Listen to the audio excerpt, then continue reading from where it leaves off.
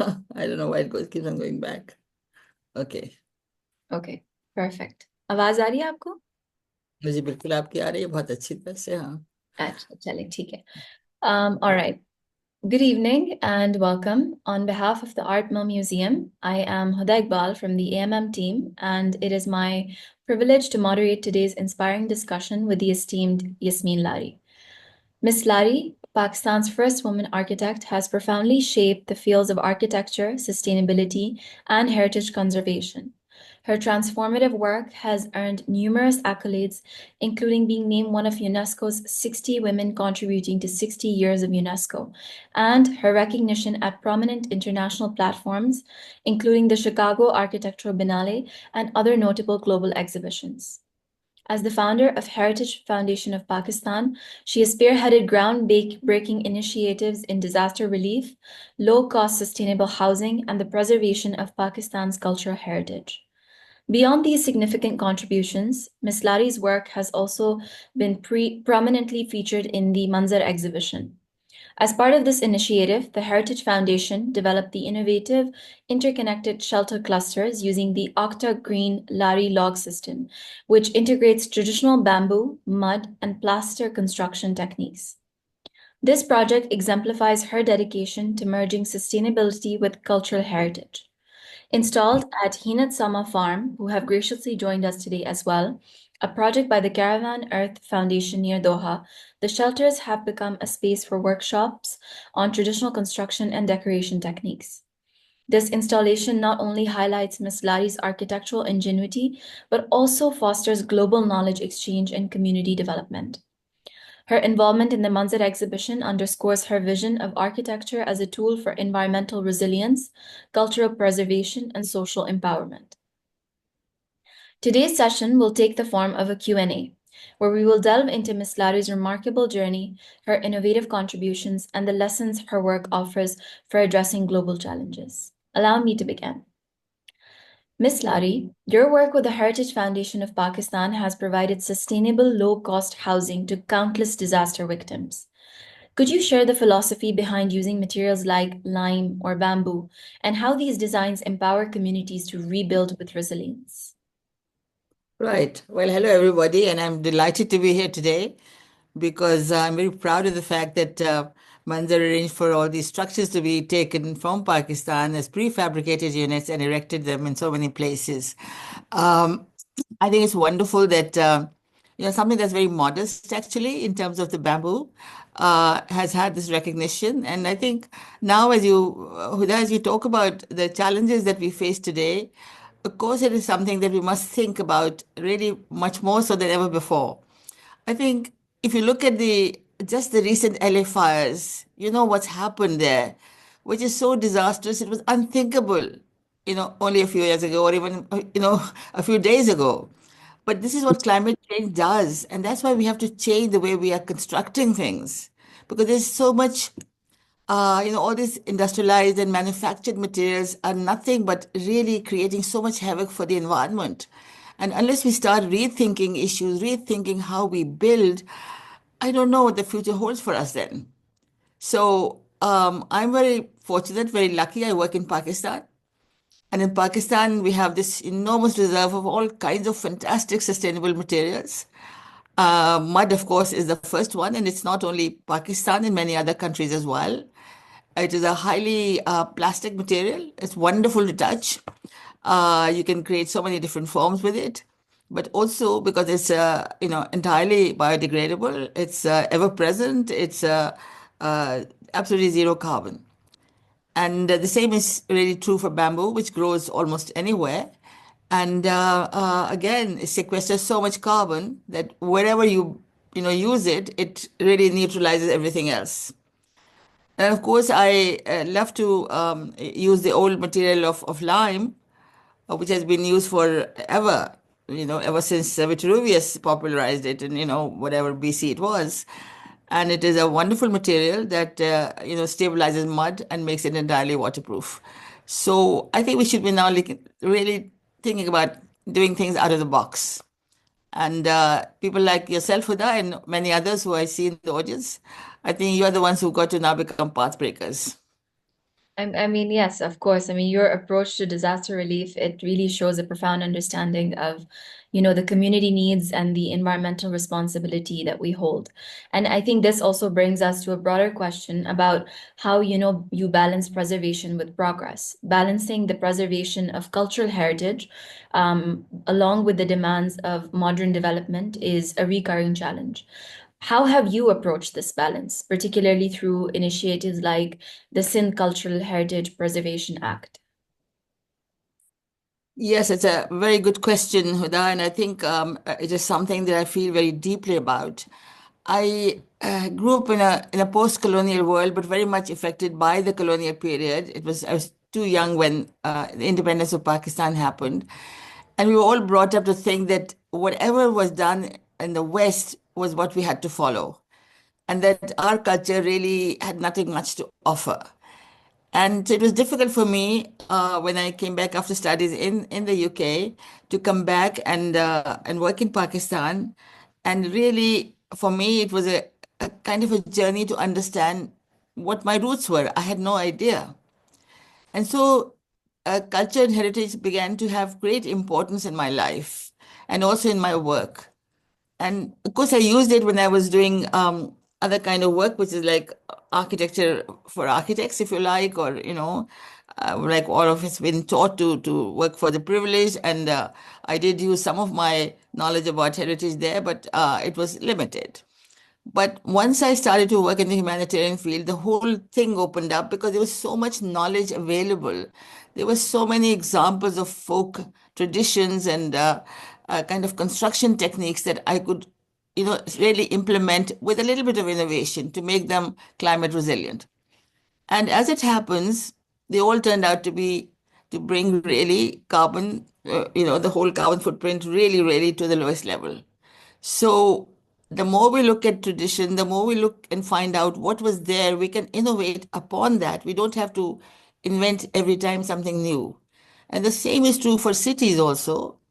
If I, and again, I take, again, inspiration from from my old towns, which are kind of, sort of medium density, but low rise, which are kind of very kind of humanistic in nature, which respect the scale for human beings, where cars are limited, vehicular, whatever traffic is limited, and that allows a lot of human interaction.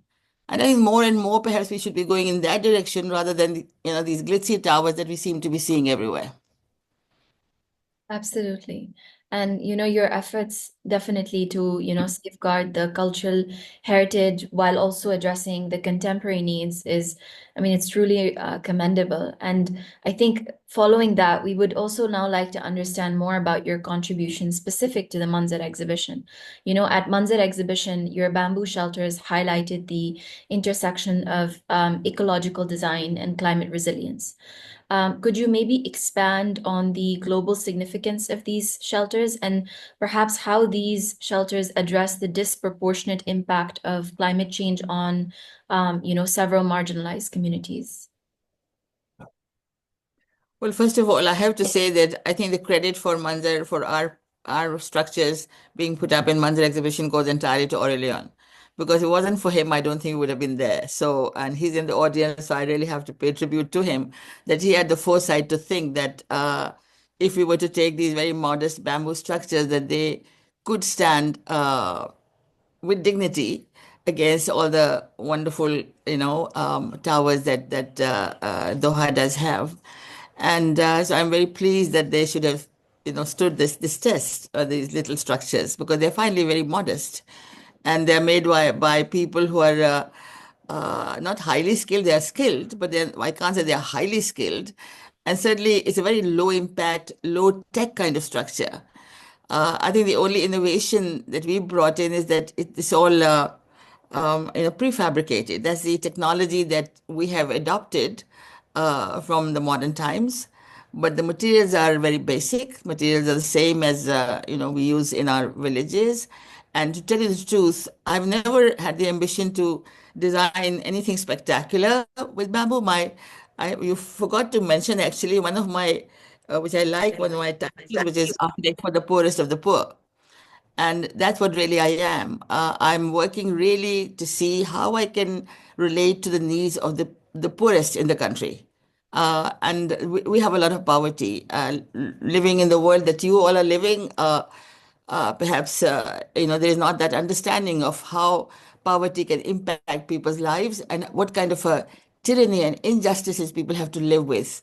And so I think what I'm trying to do is to see how architecture can do more than just being a building. It has to really relate to these injustices that I find everywhere.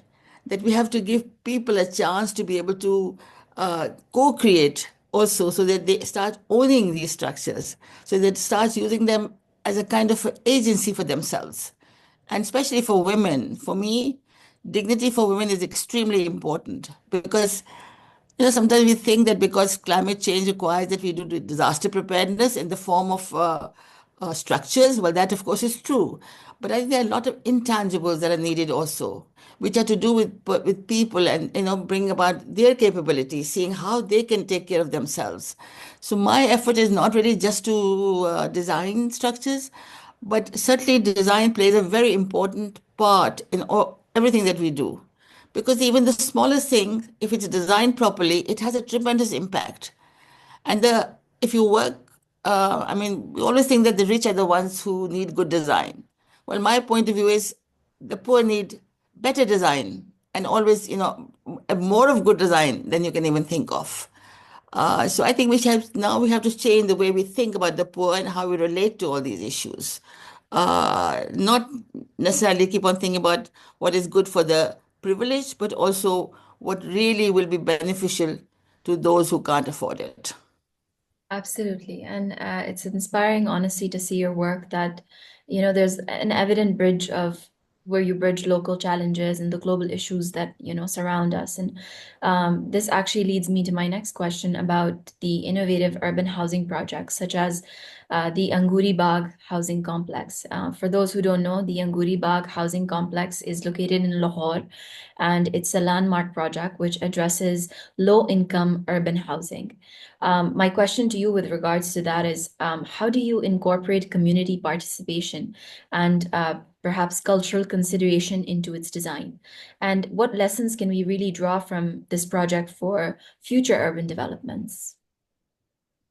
You're talking of a project that was done, oh gosh, 50 years ago or more, actually, I think, And so that was a long time ago. And I was it was a little bit early in my career also.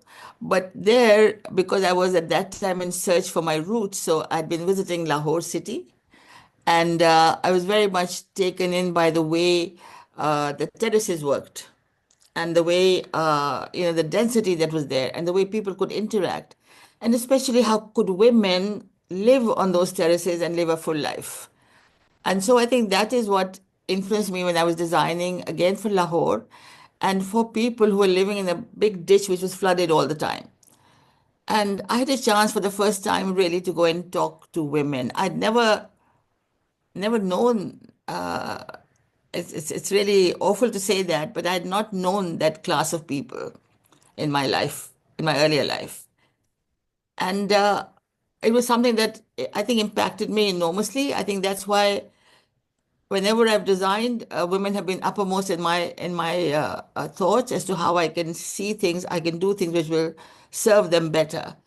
And so it was a public event, actually. It was made with a socialist minister who was heading it, and he decided to have a big, a jalsa. Lots of people in the Shalimar Bagh, which is the great, 17th century Mughal paradisal garden. And so here I was asked to present my whole project. And so the women said to me, they said, "Well, but that's fine. You're giving us this, but where will our chickens go?" And of course, for most people, it meant nothing, but I knew how important it was for them. And I said, "Look, everybody has a terrace, whether on the ground or on the upper levels, and you will be able to have your chickens there. You'll be able to grow your vegetables. You'll keep your eyes on your children. They can play there. You can do your house chores there, because those open spaces are so important in the way that we live in this country." And our old towns in Pakistan are the ones that lead the way as to how we should actually be designing our cities. Absolutely.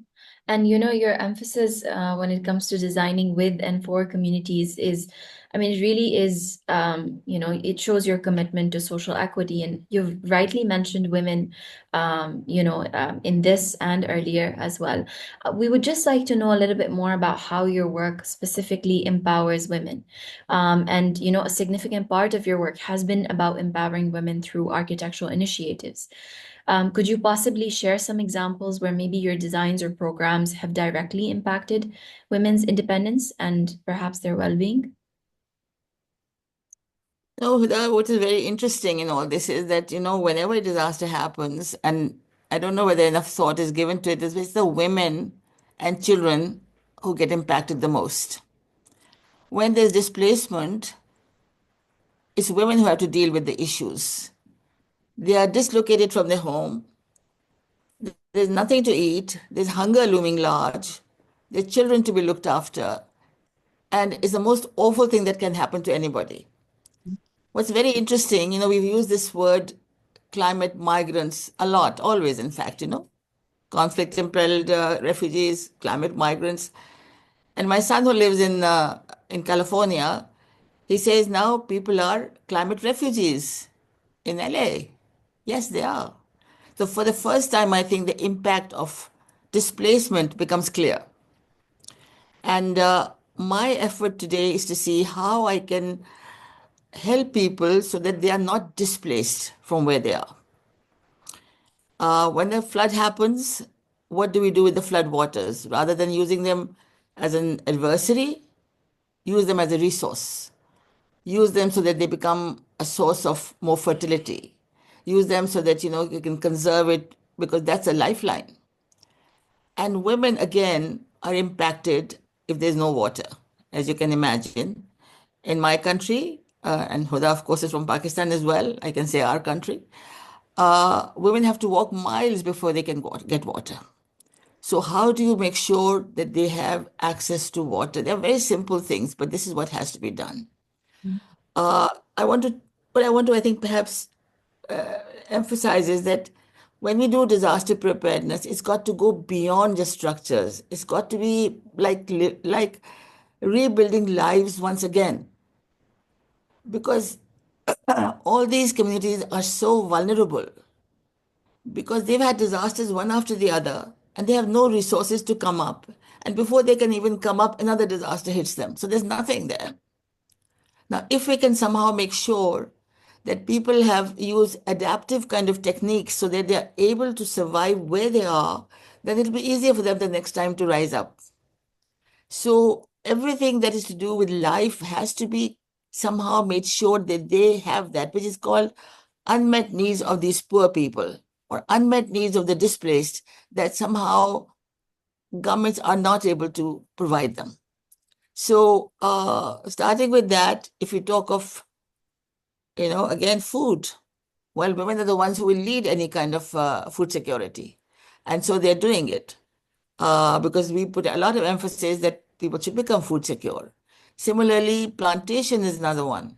And they're the ones who, again, will be full ahead in leading everything to do with forest and other things that we are putting in. But in terms of architecture that you ask, and I don't know how many people think that what I'm doing is architecture. A lot of big shot or important architects don't feel that this kind of little things are part of what you can term architecture. But I think every single little bit that you make is architecture. It is design. And so for me, structures that are climate resilient are important. And again, women play a very important role in them, especially if you use materials such as earth, which they've used all their lives. And a lot of times we don't give enough credence to the women's skills. I mean, as you probably know, in my country, women spend their life making roti, which is the flatbread. They're the ones who need the dough. Well, when you work in mud or earth, that is the exact skill that you need. And they make the most beautiful earth products. They make the most beautiful earth plaster. and they now make the most beautiful earth decorations. So this is women's skills that is taking the lead, and this is what gives them not only dignity, privacy, security, but also pride in what they have. Because if they can own something and they haven't owned very much in their lives, but whatever they do, if it becomes their domain. Or for instance, if I give you the example of the Pakistan Chula, which you haven't got in Doha, but there are about 1 million of them, 1 million have been built by women themselves, the housewives do them. And that is something on a platform. It protects them from floodwaters, but also when they sit on it, they feel as if they're sitting on a kind of earthen throne. It's nothing but earth, but it is like a throne. And for the first time in their lives, they get respect of everybody because they sit there, now they cook clean food, and children are around them, and everybody has to come to them to ask for food. And there's no dearth of filth around them. And they are not sick anymore. Children don't get burnt. So there are small things like that that you add on, which are part of architecture, but not normally considered quite so. And then they decorate them. They decorate them so beautifully, it's unbelievable. I mean, that's another kind of an artistic expression. And I often say this that there are some that will bring, they paint beautiful flowers. It's all organic colors. It's like creating a kind of garden that they never had, you know, but it's their domain. Or for instance, they have these beautiful peacocks that they sculpt out of earth. And that's again, these are celestial figures of their dreams again, you know.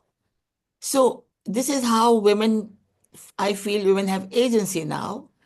They express what they have, that they want, and they create another world for themselves. It is their domain. And I think, although we've not given much importance to women's needs, but I think we have to do this if we want people to have a life of fulfillment and of dignity.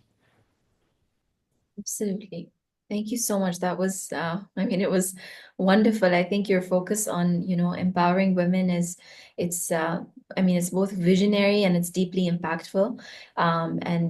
These are all very important, relevant points that you've mentioned. And, it's just, I would say inspiring is the word that comes to my mind when I think about it. We would also like to kind of steer towards understanding more about how your emphasis on indigenous knowledge is when it comes to enhancing sustainability.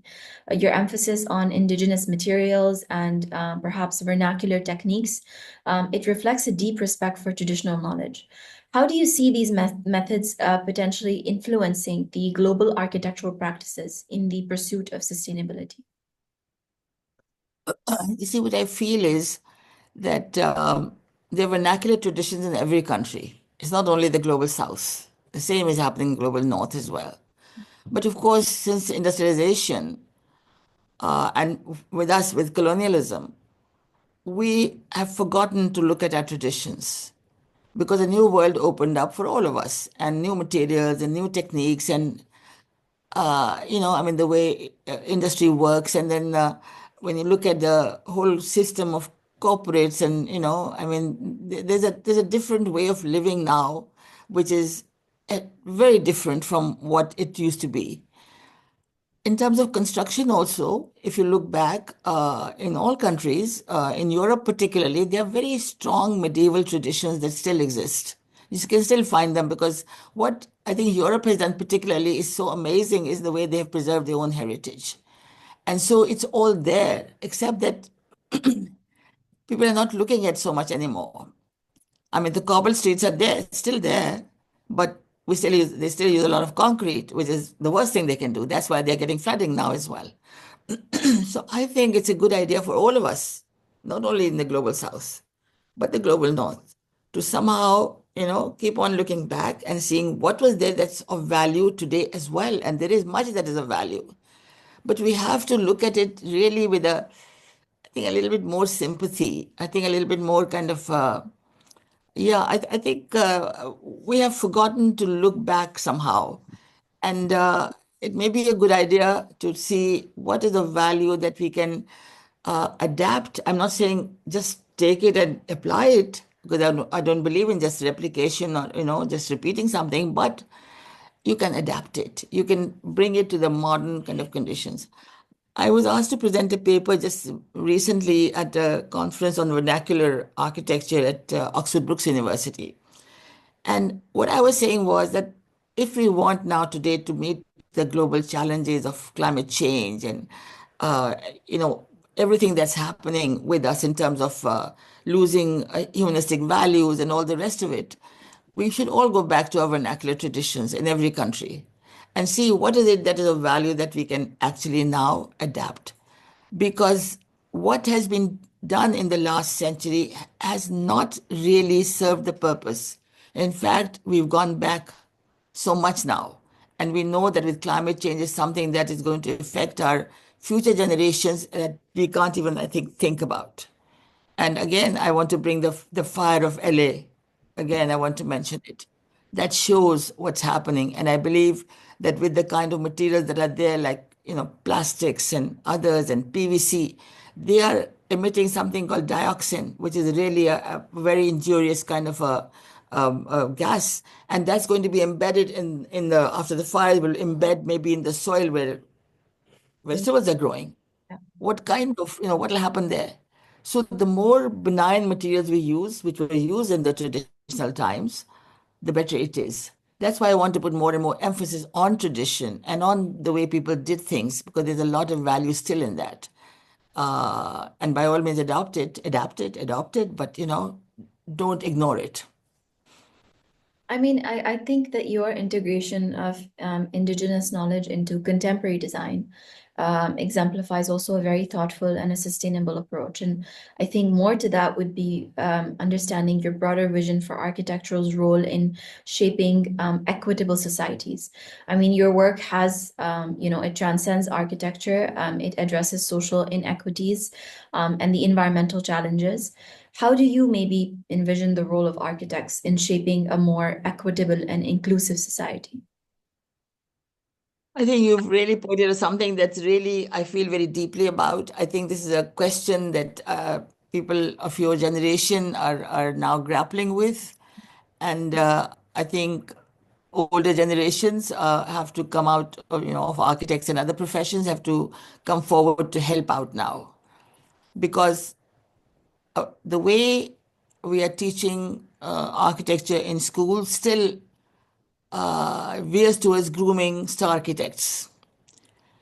It is still not it's not doing enough to say how do you serve humanity? How do you serve all this 99% of people in most countries, especially in the global south? And even in the global north, we know there's homelessness. Where are the architects in that whole game? Very few are working in that. There are degraded environments in many cities. But where are the professionals to go and serve people so that they have a better life? I think the time has come for universities, for corporate sector, for all these big institutions like the UIA, excuse me, RIBA. I'm sure there's institutes of architects everywhere in every country to join hands together to find or to create what I want. I want architectural incubators in universities, so that if some young graduates want to take on a diverse course, not necessarily the route to star architecture, but to many others like environmental design, like I don't know, streetscape, humanitarian work, degraded environments. There's so much that can be done. And then they're giving a helping hand because all young people must start earning when they graduate. It's a very expensive course. Architecture is, I know. And they're now professionals and they must earn. So they should not be doing pro bono work. People in my age do, I have to do it, but certainly not the young people. That's where the profession has to help them do the hand holding as the tech industry does. Why should tech industry do it and not architectural, architectural practices? So if we can do that, then I think there'll be so many young people I know who will be able to go out there and do some very good work. So whoever is listening, we should really now maybe somehow, and I keep on saying this, why are architects not activists? Why aren't you becoming champions of this and go and fight it out? Why are we waiting for commissions to be given to us from, I don't know, as they used to do with the Medicis of Florence and et cetera, et cetera. So we don't need to wait for commissions. If you want to do the right thing, you go ahead and do it. But we have to, as a profession, we have to make way for you people to do that. And I think also your insights into the transformative power of architecture is, again, deeply inspiring. And I think we would just, coming to the conclusiveness of this lecture, I would like to just explore maybe your perspective on how, the evolving role of architects is when it comes to fostering a global collaboration. You've given your extensive experience in international conferences and exhibitions. How do you really see architects contributing to the global dialogue and possibly collaboration on critical issues like climate resilience or social equity? Yes, it's a very complex question, and I'm very glad that you raised it because it is finally a global village today. And all of us are experiencing the impact of climate change one way or the other. If there's not a flood, there'll be a fire. If there's not a fire, there would be a strong wind. I mean, you name it, and one country or the other is experiencing one of the disasters. And then, of course, although not directly related to climate change, but there is also the earthquakes. So there are all these disasters that we have to now cater for. In the earlier times, they did not happen that frequently, but now we know that it is something that's a given.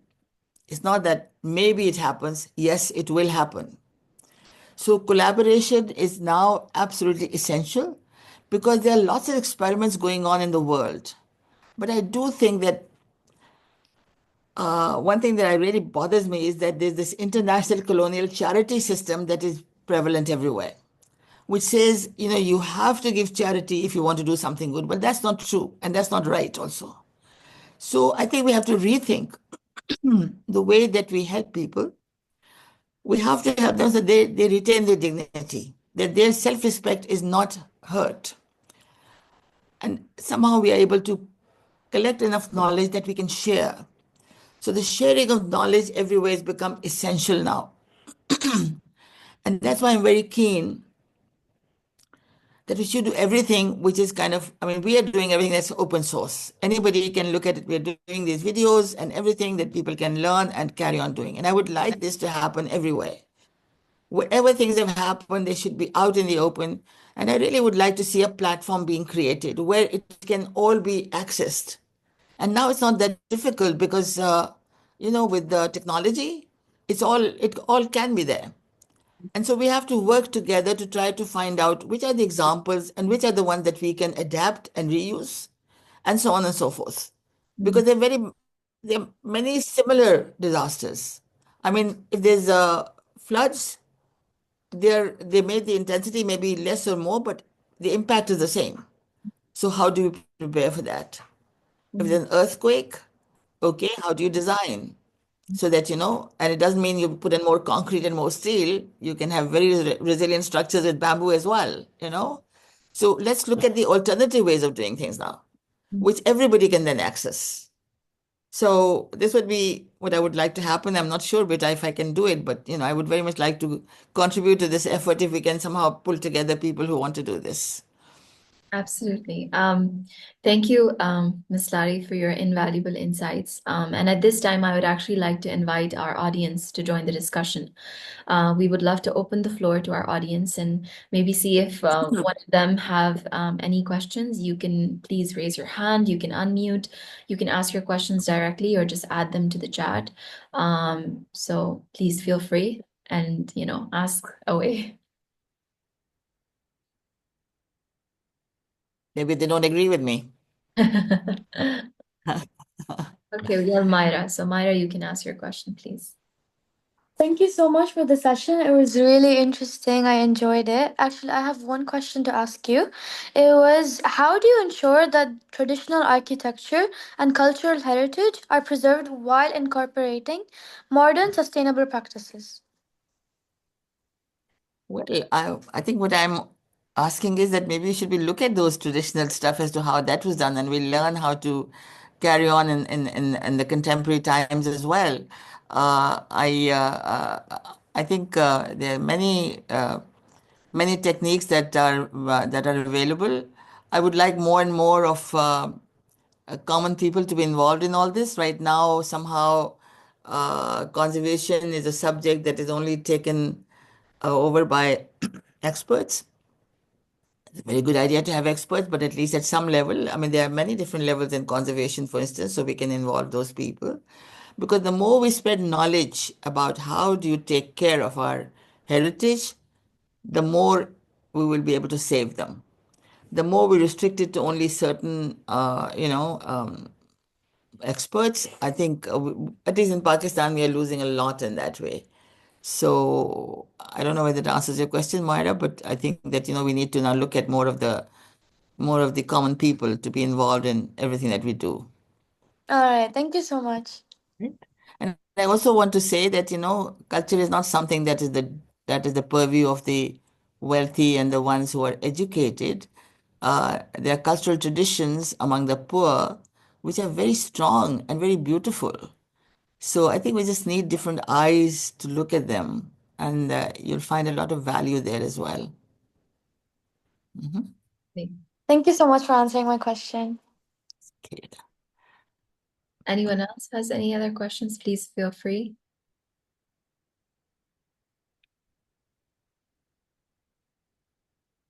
You can also just write it in the chat if that's what you're comfortable with. Hi, sorry, I don't know how to raise my question. Okay, how to raise the hand. No, it's My name is fine. Gan. I work with Hina Salma Farm as photographer and videographer, and I think I don't have a question for now, but I just wanted to say thank you, because when your team was here, from a team of people from Pakistan, I spent some time with them documenting the processes, and hopefully I can organize an exhibition, photo exhibition of their processes and portraits of these people in the pavilions that they built here. But I'm really grateful that I met them, and of course it's thanks to you. It was this opportunity happened because they inspired a lot. They create this beautiful, it's really hard work, but it's beautiful work, and the sense of them being together, together, and the supporting each other, the collaborative process, and then someone is responsible for something, the other is responsible, and the beauty of these people and the dedication of these people is really something important and inspiring for me. So thank you for this opportunity to meet people, and to hear your lecture talk now. It's really, really important. Yeah. Well, thank you so much for doing all this and for recording it. I'm just very grateful to you. I think it was a wonderful experience for our people as well, being there and working with your teams. I think, yeah, it was quite, everybody came back full of praise and, really excited about having been there. So thank you, all of you who've been part of it. I'm very grateful to you. Thank you.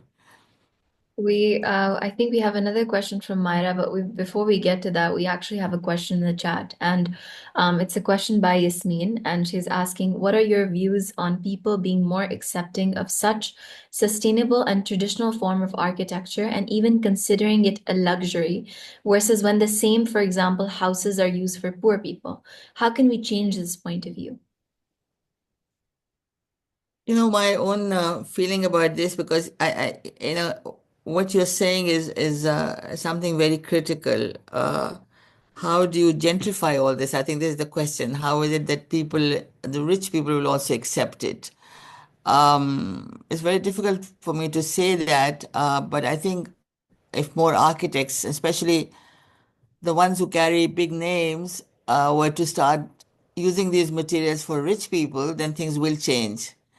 Since I don't want to work for the poor. I mean, I of course have received offers to design, but I declined because I think my own job is in my life, or my mission in life today is to just work with the poor of my country, because there are just so many of them. I mean, there are still millions of them, okay? So, but I think I would really suggest to big shot architects who are doing well, if they were to start using such materials more, and you can do fantastic things with these materials. And it's not just, I mean, mine are very modest because they are for modest purposes, but the same materials can be used for amazing kind of structures. So maybe we should make a campaign for reaching out to all these, really important architects, say, well, please design at least one structure for the rich as well in these materials. Do you think we could do that? Is somebody willing to join hands in that? I Yeah. think Myra has a question. Well, again, Myra, do you want to go? Yeah, actually, I'm very interested. I want to ask you one more question. Yes. What were some of the biggest challenges you faced as Pakistan's first woman architect? Where are you from, beta? Now, who is this? Sorry, what? I can't see the Actually, I'm name. from South India, from Bangalore. I say, okay. So, well, you know the subcontinent, right? Yeah. So you know that unfortunately, in countries like ours, there's such a disparity between those who have and those who have nothing. And if you are lucky to be born in a privileged kind of an environment, then you really have no problems because everything is set out for you. Whether you are a male or female, I don't think it matters much. And I don't know whether I was lucky, but certainly I was privileged, and I had a whole, I mean, how can I complain about a life where I had everything given to me? If I didn't make use of it, then it was something, there was a problem with me. But there was no reason for me not to make it. So I always say that sometimes I think women or female architects in the global north had much more of a problem to break the glass ceiling than some of us did in our countries in the global south.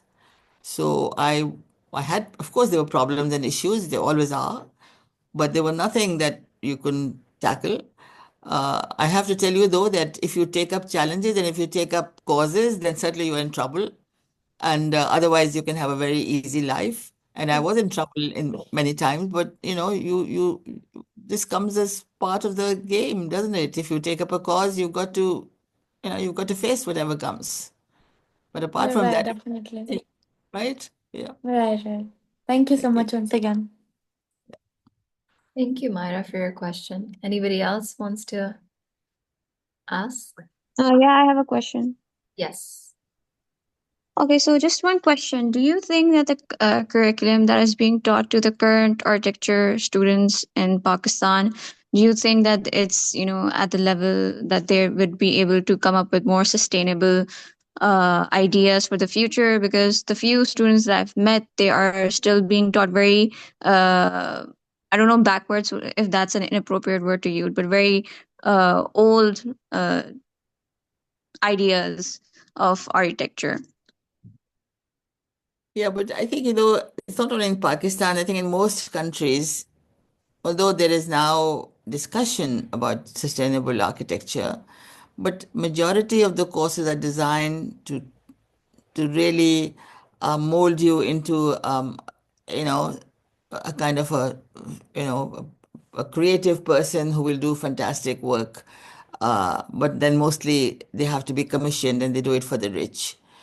I think there has to be more of the emphasis, but I think together with the emphasis, we have to create opportunities for such architects who want to take up a divergent course of work. In Pakistan, there is some schools are now working towards different materials. There are some that even working with bamboo and mud and so on. But unfortunately, still not become mainstream architecture. I think we'll see a change when majority of architects are working in these materials. And also, I think there's there's a lot of research that's going on almost in every university that I have been to, and especially when I had a chance to spend some time in the UK. But those researches they just somehow are not becoming mainstream kind of work or materials that are easily available. So I think we have to make an effort so that people understand the potential of such materials. And there's not only mud and lime and bamboo that are used, there are many other materials also that are now have been people have been experimenting with, and they are really they can work very well. So that's another big challenge. How do you find or how do you create a kind of a database of all those materials, and how you get manufacturers to start producing them? Then we'll see a difference and a change in the way that we build. Mhm. We have another question actually in the chat, and it says, how can we change the opinion of the general public that these form of houses made of sustainable resources are not exclusive for the poor? Have you faced this kind of stigma in pursuit of this path?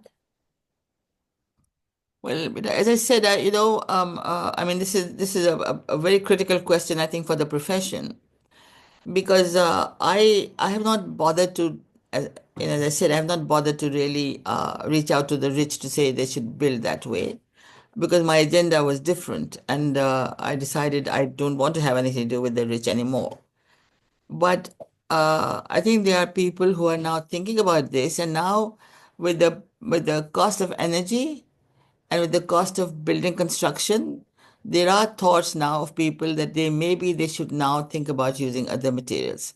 The other day, I got a call from some a big entity saying we want to build some schools, but each classroom costs about 30 lakhs, so we can't do it. And can we do it in mud? And I said, yeah, sure, of course you can do it in mud. So I think finally we have to perhaps work harder at this to make people understand there's a lot of value there, and how I mean the thermal mass is there with mud structures. Even with bamboo, we found that there's a lot of difference in the temperature. They are perfectly comfortable units because there's a gap when you put matting on the two sides of the bamboo. And so we can, I think, start convincing people that this is the way to go because it has all this value, which is, in terms of cost and so on. But I don't know. I don't know the answer to that. Thank you for your answer. Aurelian Orlean is eager to ask a question, so Yeah, I would like just to add something on this because it's true that from my side, we are in a museum, so we are in the question of the symbolic, and it's true that we have our part to do to communicate the fact that indeed this architecture is not only for this community or for the poor, but it could be extremely valuable.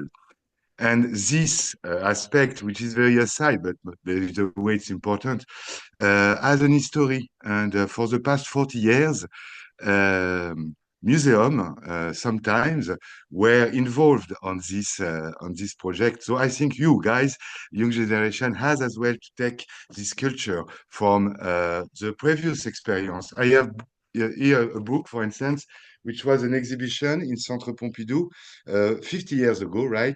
And the title is Des architectures de terre, which means mud architecture, future of a millennium tradition. So what I'm saying is that we have many people which are concerned from their different location, and we need, and that's why I would like to acknowledge you, Huda, to have organized this meeting, because one of the great teaching of Yasmeen as well is to make a network of friends, a network of people that we are believing in that. We have the tool as well to demonstrate that. And at our each place, we can promote, divulge, and make a kind of propaganda. So I would like to as well, and I'm sorry I have to leave because I have to jump to another meeting. So Yasmeen and Huda, I would like, and all the audience, I would like to thank you. And as well to tell you that the propaganda is, we are keeping going on this promotion. And the next chapter will be in Venice in May. We will give you some more information later. Thank you very much, Yasmeen. I apologize. Thank you, My for being schedule is there. a little bit. Thank you. That's Thank very you. kind that you did too. Wonderful. Yes, great. Yeah, let's do the So network. thank you as well Absolutely. for Inat Salma. Yeah. And Take care. thank you for Inat Salma, Sami, Uh, Fahad, and all the team to host and to start, at least in Qatar, this friendship. yeah. Yeah. Thank Merci you, beaucoup. Arlian. Thank you so Wonderful. much. Thank you so much. Yes. Thank you. Thank you. Thank you. Yes. We do have a couple of questions in the chat, but is there anyone who would like to speak, maybe? And then we can. Let's hear from Hinat. Hinat, what do you have any views about what you're doing there at the farm?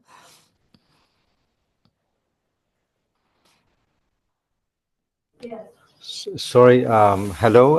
Hi, Yasmin. How are you? Nice to see you. Great. Yeah, we've had you heard from my colleague earlier, Ganesh. We're planning. We have these thanks to Aurelian and his work and really connecting us to this. We're actually now planning to do an exhibition Uh-huh. in the structures, Right. like a photo collage of the workers who built Uh-huh. the structures, so kind of Really? Oh, commemorating nice. them. And Okay. it's going to be like a spatial experience, and Yeah. people walk around and they kind of see these workers. And my colleague, so she's actually leading it, and she's a fantastic, creative artist, and she's been taking some Wow. fantastic visuals. And so the idea is to really bring out this human element of these structures, and so that's going to be happening very soon. And we Mhm. hope to send you guys. They'll be publishing a book from that, so we hope Ah, to send you great. guys a copy on that if you can't make it here. Oh, that's lovely. That's so good to hear that, Hinat. Wonderful. That's very good work. Yeah. I'm gratified. Thank you. Yeah. I think we're And also, we will also send out the invites to you guys also. So please do come. It'd be Uh-huh. lovely to host you here. And Aurelian, of course, it'd be fantastic to have you, Huda also, and all the team. It'd be really lovely to have you here and host you. So thank you guys so much. Thank you so much Thank as well. Great. Hinat Salma has really been a pillar of strength for us, and they've really supported us. And it's worth mentioning their contributions as well. So we'll Yeah. just take maybe one more question if possible.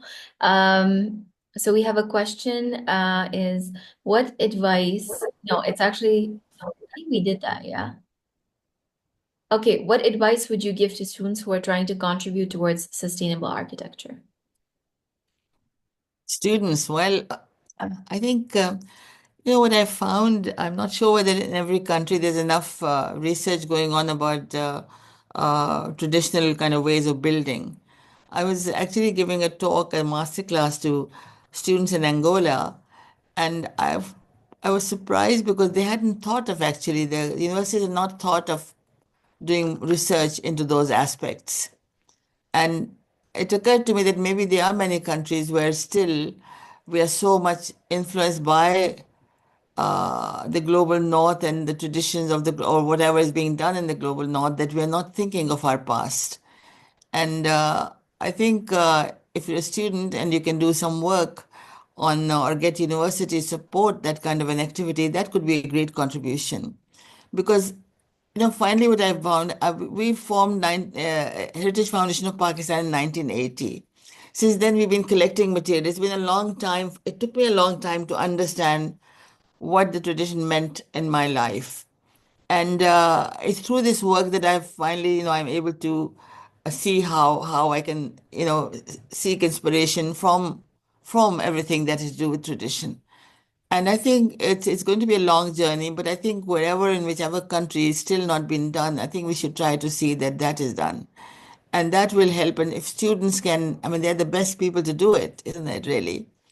And it would be just so good if, everybody start compiling whatever is closest to them, whether it's photography, whether it's drawings, whether it's discussion with people, whether it's understanding what their own crafts are.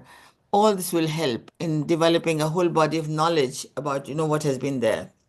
So I think if you could do that and maybe, influence or encourage your university to support this kind of activity, that would be amazing. Yeah. That's very true.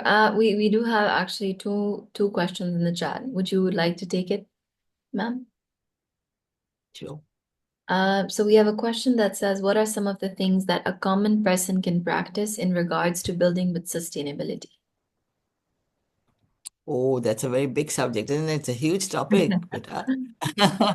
You can do everything, can't you, really? I mean, from saving, I don't know, saving paper to composting your kitchen waste to conserving water. I mean, everyday life has just so much that if all of us did it, then it'll make such a huge difference. So it's difficult for me to itemize it all, but start growing more trees everywhere that you can. Do some kitchen gardening because food security is a big issue. So anybody who grows food is a good thing, and so on, right? Yeah, absolutely. But Absolutely. And we also have one more question in the chat is what resources or activities would you recommend for students who want to learn more about architecture and sustainability? where is this question coming from? Which It's city, coming, which country? it's coming from Myra again. So again, India. India. From India.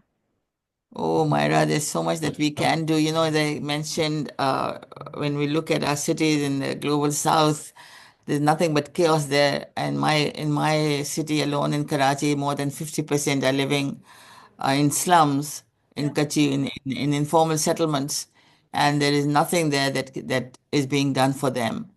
Because again, as architects, we feel that this is not our job. We are not supposed to be looking into that. And I think that wherever you find, I mean, I call a lot of it eco injustices or eco tyranny even on people. And I think wherever you find that there are injustices, you want to help out, right? I mean, everybody feels that. So, what about this kind of injustice where people are subjected to living in such degraded environments without any basic facilities, with nothing, and they feel helpless? And I think what I've seen now in my work, people, the poorest of the poor, are also able to do a lot of things if they just get the guidance. So if you can form a group of, of your young people who can just look at these slums, for instance, and see what is it that they don't have, and try to see how you can introduce, like in all the slums we find, many slums we find that there are lots of leftover spaces. So if you can just go to them and say, well, let's clean it up and let's just start growing trees there, nothing else, that itself will change their lives. So small steps can make a lot of difference. And everywhere that you are, wherever whoever is, can make a lot of difference in somebody's life, I'm sure, because you have the design capability, you understand what is needed, and you can really help people out. So I think all of you who are designers, architects, creators, artists, everybody can help, because design and creativity are the most important factors when you're trying to help people to have a better life. Absolutely. Very, very well said. Do we have any other questions or are we good on that?